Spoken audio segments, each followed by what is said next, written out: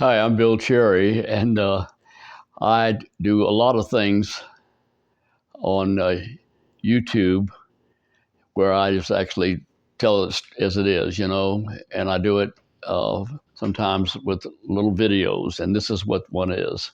I want to show you something. Who's that on the front page of this, of the cover sheet of this book? It's your friend Mattress Mac, Jim McIngvale. Isn't that interesting? And it's a book that he wrote some years back. It's been, I don't know, 5 or 10 years ago now, I guess. I found it by accident on the internet through Amazon, and I wasn't looking for it. It just showed up, and so I couldn't resist.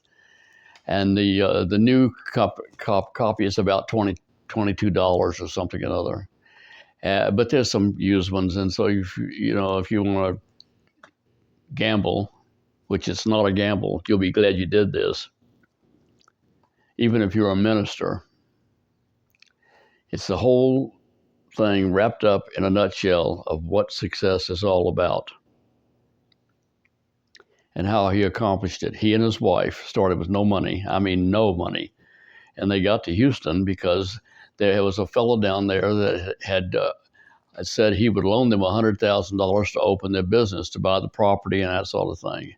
And they got down there, and Jim got on his suit, and he went to see the guy on Saturday, and the guy said, "I'm sorry, but I've changed my mind. I don't think I want to do this." And so rather than get mad at him and scream and holler, Jim said, "Thank you so much." And he got up and left, went back home and told his wife that it didn't work out, but that they were going to do it anyway.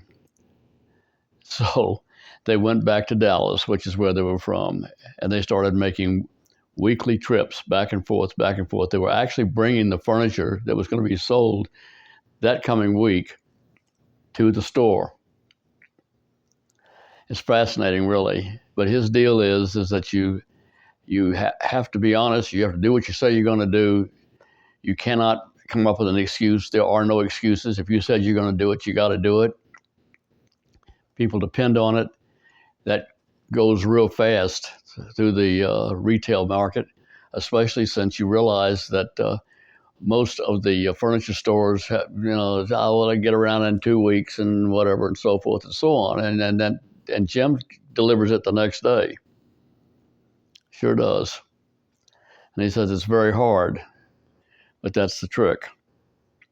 And one time, Patty and I went up there to buy a couple of end tables, and we never had been in there before, and so we picked them out, and that's when we were living on Cozy Cove in Galveston.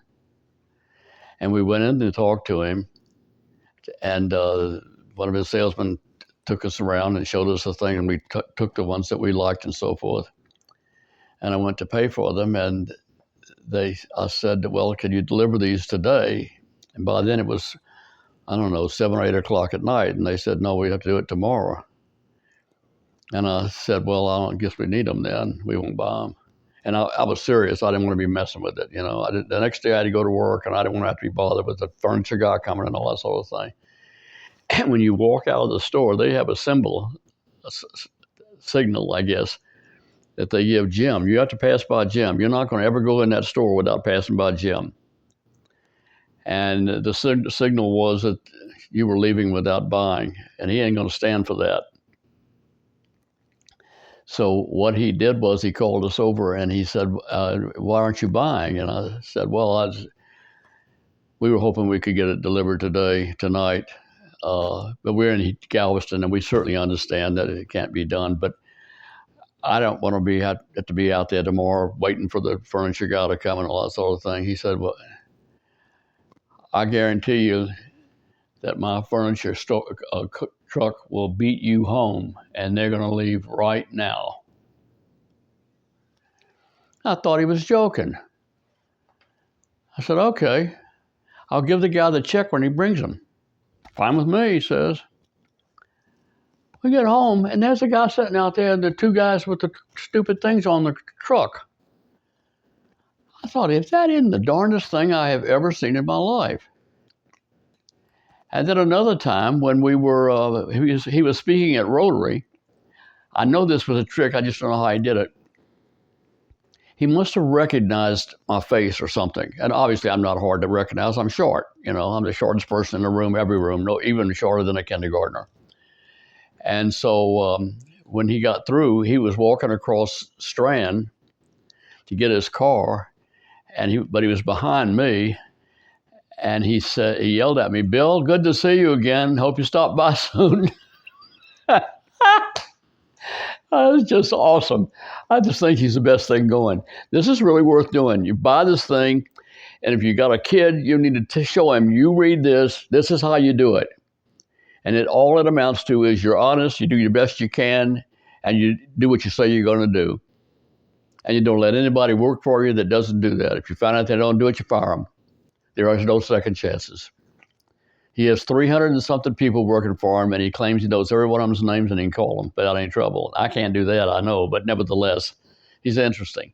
Buy the book.